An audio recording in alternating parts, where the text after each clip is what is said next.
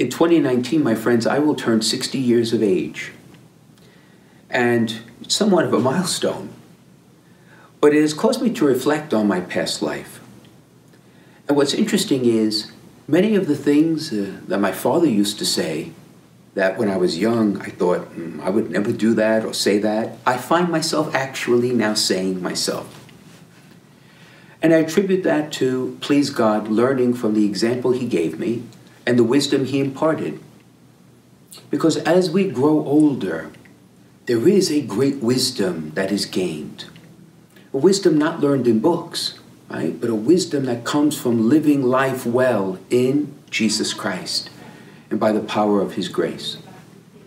So in a world that values youth, and perhaps in some sense, youth have much to give, but it doesn't always value the wisdom, the experience, the talents, the gifts, and the contribution that those who are older in our midst can provide. But they are our elders in age and in wisdom, and the church stands by those who are older. We stand with them because they are our guides and our inspiration. Now, of course, as a church, we do much to help our elderly, whether it is our centers that provide them services, in our parishes to provide pastoral assistance, particularly for those who may be ill. It's all of our leadership to be able to visit them, provide them communion, to give them companionship.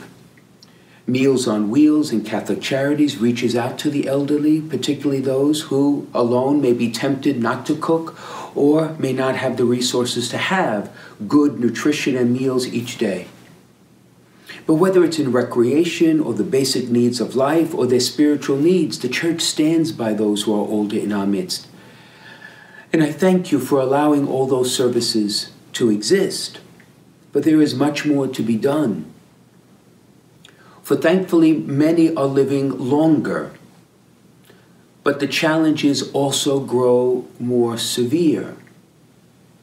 Most especially the challenge of being isolated and living alone, and having perhaps neighbors and friends and relatives who are no longer with them. So this is the age and time where you and I must reimagine how we can be of even greater assistance to the elderly in our midst, to stand with them without reserve, to stand with them with our hearts and minds fully committed to love them, accompany them, and guide them. So I thank you, my friends, for your generosity in this campaign, and I invite you to stand with our elderly, those who are enjoying their elder years, and allow us to serve them, love them, and accompany them evermore, because they are, in many ways, our guides to discover the great love that comes to us in Jesus Christ.